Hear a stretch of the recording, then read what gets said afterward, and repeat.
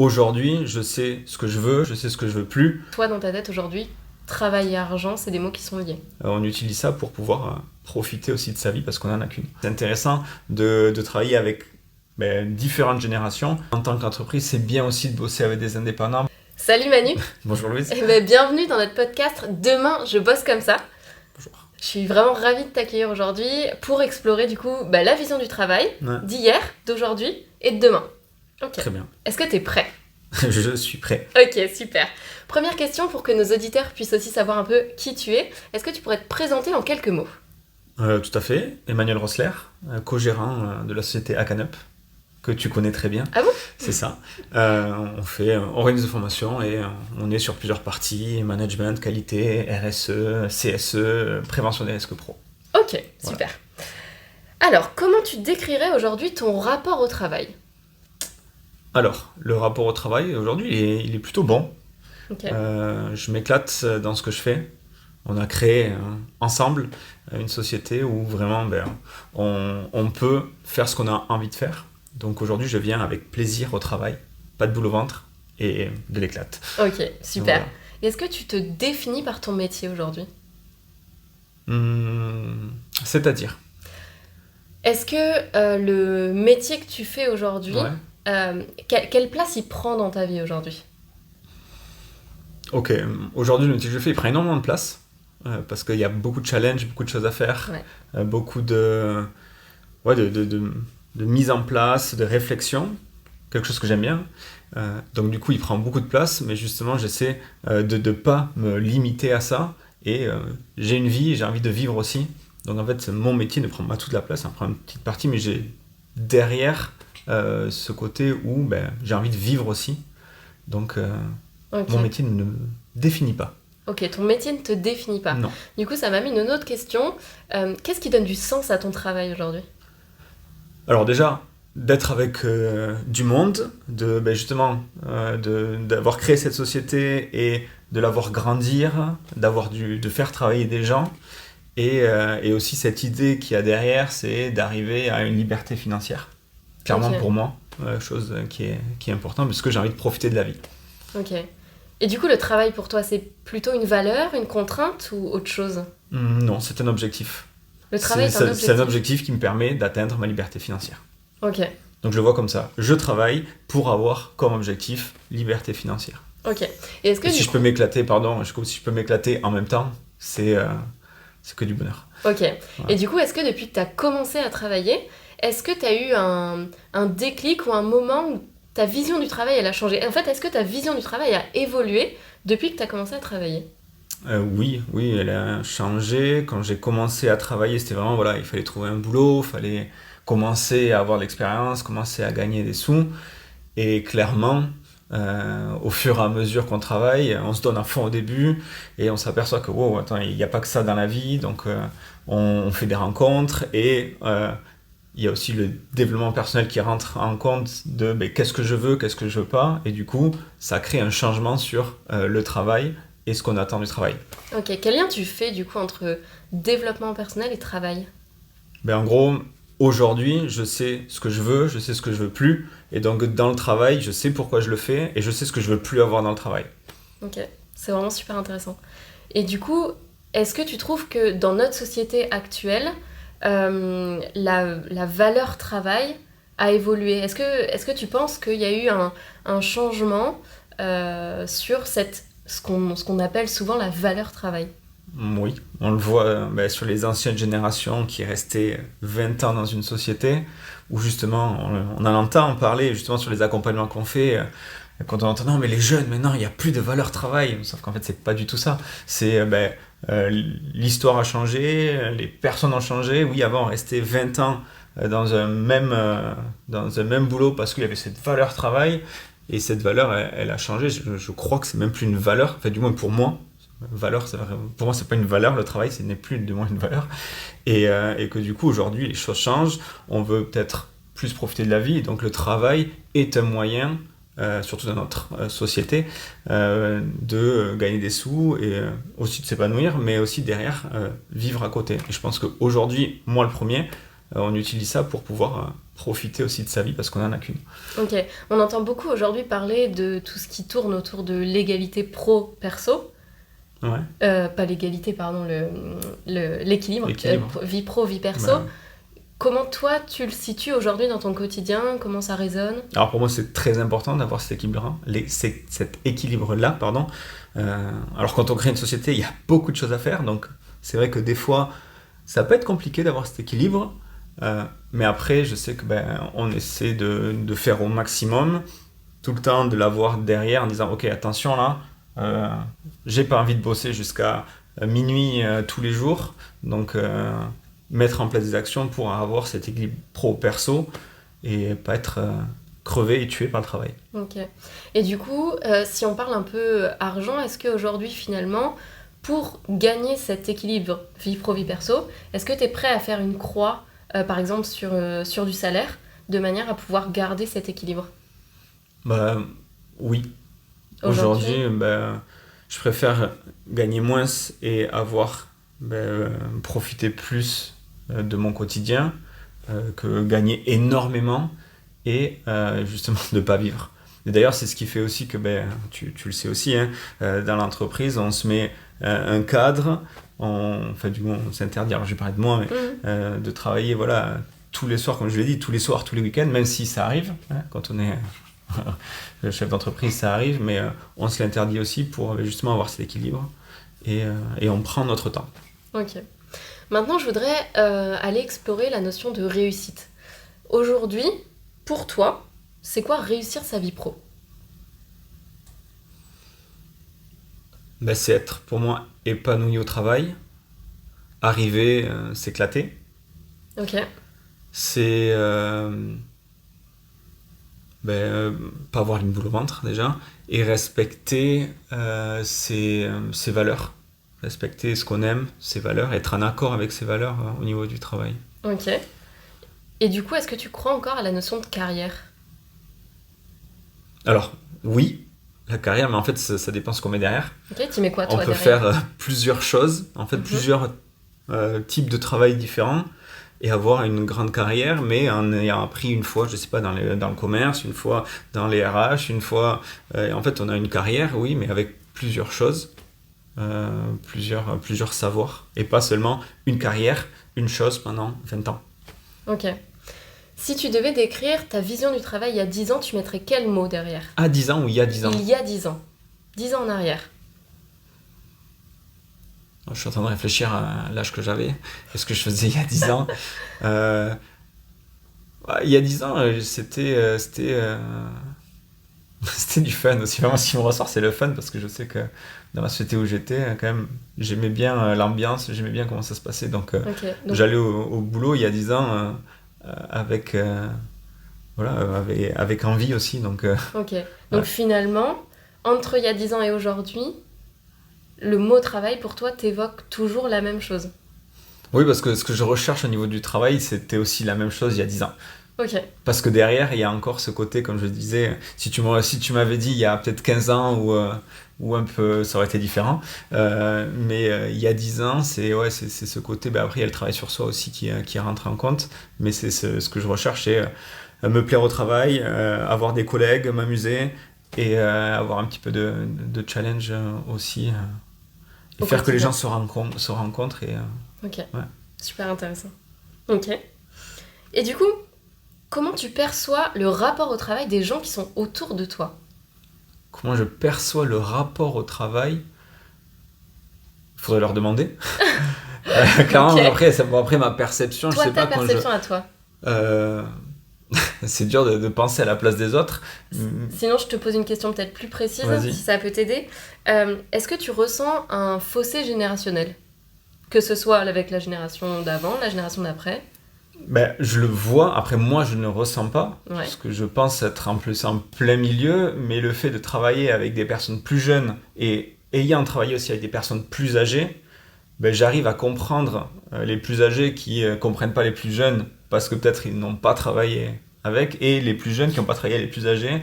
Donc du coup, moi je trouve que justement c'est intéressant de travailler avec différentes générations, pour mieux comprendre justement ce que c'est le travail. Pour les anciennes, c'était voilà, moi le travail c'est important, il faut être là, il faut travailler, il faut passer des heures au travail, il faut faire toute une vie au travail. Alors, je tire le trait. Et sur la nouvelle génération où oui on travaille, mais en fait on a envie aussi de profiter de la vie, on a envie, voilà, c'est pas, je veux pas passer toute ma vie au travail quoi, de 6h du matin à 9h. Donc je vois ce fossé et justement, enfin moi je ne ressens pas et justement c'est intéressant parce que moi aussi personnellement ça me permet de me rééquilibrer avec ces différentes visions. Du coup, ça m'amène une autre question. Est-ce que parfois tu te sens tiraillé entre les deux? Vu que tu te places au milieu de ces deux générations, même s'il y en a plusieurs, il y en a plus que deux, mais on va dire ces deux groupes, tu te trouves au milieu, est-ce que tu te sens tiraillé? Pas du tout. Non, tu te sens... Parce qu'en fait, encore une fois, je sais qui je suis, je sais ce que je veux. Et donc en fait, c'est entre moi et moi-même. Ok. Donc en fait, j'agis par rapport à moi et à qui je veux être et qui je suis. Ok. Donc non. Après, j'aime écouter tout le monde. Ok, super. Ça fait grandir. Oui, tout à fait. T'as complètement raison. Et du coup, selon toi, qu'est-ce qui aujourd'hui doit profondément changer dans notre manière de travailler?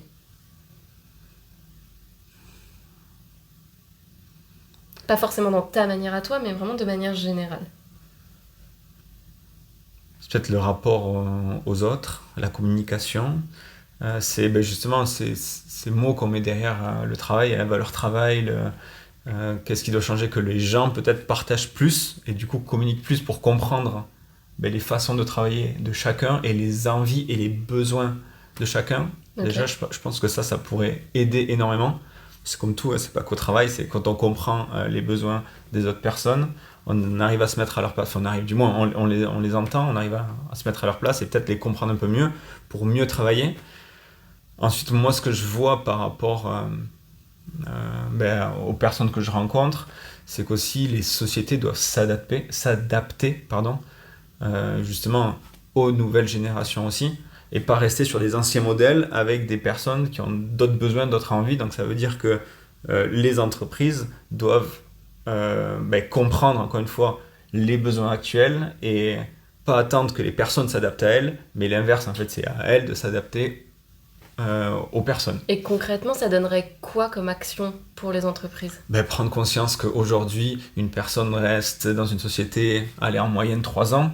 Donc du coup, prévoir l'entrée, prévoir la sortie à 3 ans près, prévoir le changement peut-être de poste à 3 ans.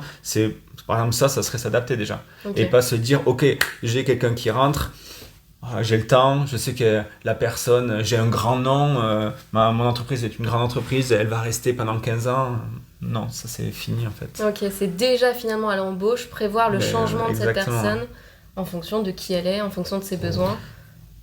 Oui, et je me dis que si tout le monde fait ça, parce qu'aujourd'hui on parle beaucoup de turnover, on parle beaucoup, en fait, oui, il y en a, mais en fait c'est parce qu'aujourd'hui, on passe 3 ans, et moi le premier, on passe 3 ans, peut-être on se lasse, on a fait tout le tour de la mission, et ensuite, du coup, si on ne nous propose rien, on part. Et je me dis que si tout le monde, toutes les sociétés fait ça, ça sera plus facile pour toutes les sociétés, parce que les personnes seront peut-être formées, parce qu'aujourd'hui on dit oui, non mais je vais pas le former parce que elle va partir dans 3 ans, donc je vais pas... Ouais, mais en fait, c'est pas une façon de réfléchir. Ok, je la forme. Si elle part, elle part, mais si je récupère une autre personne qui est aussi formée par une autre entreprise, du coup, en fait, ça revient au même. Et du coup, en fait, ça crée un cercle vertueux au lieu de l'inverse, quoi. Oui, finalement, c'est que les entreprises ouvrent un peu finalement leur vision et quelque part réfléchissent à une collaboration finalement avec d'autres entreprises plutôt que juste voir... un peu juste leur nombril en se disant non, moi je forme pas parce que si ça part j'aurais mis des sous alors qu'en fait et du temps alors qu'en fait ça me revient pas directement quoi. Et je le comprends, je le comprends parce que la formation ça coûte cher. Former quelqu'un une fois que il est formé, elle bien sûr, la personne part, oh mince, mais si tout le monde le fait au final on peut récupérer quelqu'un qui est aussi formé et du coup c'est de l'investissement, mais on récupère aussi l'investissement de notre entreprise. Ok, super. Et voilà. Et du coup, est-ce que tu penses que le travail peut encore être un lieu d'émancipation ? Bien sûr. Le travail... Alors, je sais pas, qu'est-ce que tu mets derrière émancipation ? Qu'est-ce que tu mets, toi, derrière ? Pour moi, c'est un lieu où on se rencontre, où on communique, où on partage, où on peut s'éclater. Justement, j'ai besoin de challenge, je peux, si justement je communique et je sais, je peux avoir le challenge dont j'ai besoin. Si j'ai besoin de fun, je peux avoir le fun dont j'ai besoin, le partage dont j'ai besoin. Donc, on peut grandir, surtout en plus avec les autres personnes qui bossent avec nous. Pour moi, clairement, tout ça, c'est possible au travail. Ok, super. Et est-ce que tu crois qu'on travaillera encore en 2080 ? Oui. Je pense qu'on travaillera encore en 2080. Ok, et ça ressemblera à quoi le travail du coup en 2080 ? Je dirais beaucoup de personnes indépendantes, comme on le voit aujourd'hui, Ok. qui justement travailleraient les unes avec les autres. Donc je dirais que le CDI, le CDD disparaîtront, Ok. et qu'il y en aura toujours un petit peu, mais qu'il y aurait des pôles de personnes indépendantes qui se gèrent et qui travaillent les unes avec les autres. Je Donc, verrais comme ça. finalement, plus d'individuels au service d'un collectif. C'est ça, Du coup. exactement. Ok, et finalement, pourquoi tu penses que c'est vers cette vision du travail ou cette organisation du travail qu'on va évoluer ? Après, je vois les tendances, c'est par rapport aux tendances aujourd'hui. Nous, on bosse énormément avec des indépendants, et en tant qu'entreprise, c'est bien aussi de bosser avec des indépendants parce que ça laisse une certaine liberté, et quand on est indépendant, ça laisse aussi une liberté sur un peu tous les domaines en fait. Que ça soit, si là je veux travailler à 7 heures, de 7 à 9 je travaille, ensuite je veux faire ma pause parce qu'en fait je ne peux pas, ou je n'y arrive pas, ou j'ai des choses à faire, je peux, et je continue à travailler plus tard si j'ai envie. Ça laisse encore une fois cette liberté au niveau du travail qui des fois n'est pas possible. Quand on a 35 heures, on doit faire 8h, 17h, il faut qu'on travaille de 8h à 17h, et des fois le corps aussi, de 14 à 15 on est juste à plat et on n'est pas efficace, quoi. Après, est-ce que tu penses que tous les métiers pourraient être rendus indépendants ? Je pense par exemple à des métiers, des personnes qui font le ramassage des ordures le matin, tous ces métiers finalement qui nous sont aujourd'hui indispensables. Est-ce que tu penses qu'en 2080, si on se projette dans un futur, est-ce que tu penses que c'est des métiers aussi qui pourraient être vécus comme en étant indépendants, pardon ? Alors, oui, je pense que ça serait possible. Après, je sais qu'il y aurait encore des personnes qui auraient besoin de cette stabilité du CDI, du CDD. Et après, je vais mettre quelque chose en plus. Il y a aussi tout ce qui est robotique, intelligence artificielle. Peut-être qu'il y a des métiers qui disparaîtront, des métiers humains qui disparaîtront et qui seront remplacés. Parce que je vois très bien un robot ramasser les ordures à la place de quelqu'un, par exemple. Ok. Donc il y a ça aussi à prendre en compte. Effectivement, il y a toute cette digitalisation qui est en train de faire évoluer le monde du travail. En 2080, il y en aura beaucoup plus qu'on le pense. Déjà là, il y a des premiers tests qui sont faits. Il y en a qui travaillent déjà dans Amazon, chez Amazon. Donc il y a déjà des robots qui prennent la place d'humains. Donc en 2080, si ça continue à ce rythme. Ok. Ouais. Je vais te poser une dernière question. Ouais. Et je pense qu'on s'arrêtera là. Ok. Si le travail n'existait plus, de quoi aurais-tu besoin pour te sentir utile, vivant et en lien avec le monde ? Si le travail n'existait plus, de quoi j'aurais besoin ? Bon, après, c'est juste, pour moi, c'est juste accompagner les autres, aider les autres sur ce que je sais déjà, pouvoir apporter, pouvoir aider. Aider l'autre, ok. Ouais. Être en lien. Ouais, être en lien et être... encore une fois, je pense que la transmission, pour moi, ça serait vraiment transmettre. Continuer à transmettre hors travail ce que je sais.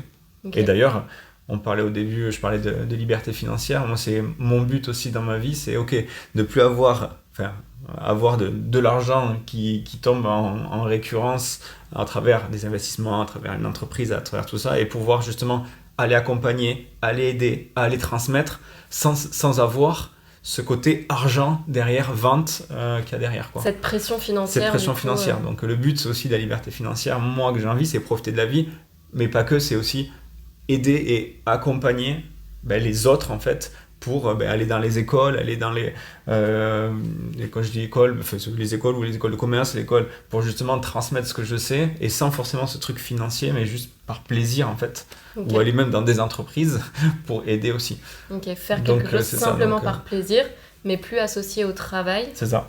Du coup, le travail, aujourd'hui, tu l'associes à une notion d'argent, obligatoirement ? Aujourd'hui, oui, dans notre société, il y a quand même besoin d'argent pour vivre. Ouais. Et donc aujourd'hui, il faut un travail pour pouvoir gagner de l'argent. Ok. Ou placer, faire des investissements, faire je sais pas, le bitcoin en bourse pour gagner l'argent nécessaire. Mais en tout cas, toi, dans ta tête aujourd'hui, travail et argent, c'est des mots qui sont liés. Ouais. Ok, Ouais. Super. Bon, je te propose qu'on s'arrête là. Ça marche. Merci beaucoup Avec d'avoir plaisir, été notre invité, notre premier invité de ce podcast. Merci d'avoir écouté ce podcast de Demain, je bosse comme ça. Surtout, dites-nous en commentaire quel invité vous aimeriez entendre. Et puis, abonnez-vous, likez, parlez-en. Et je vous propose qu'on se retrouve très vite pour du contenu qui fait bouger les lignes. À la prochaine!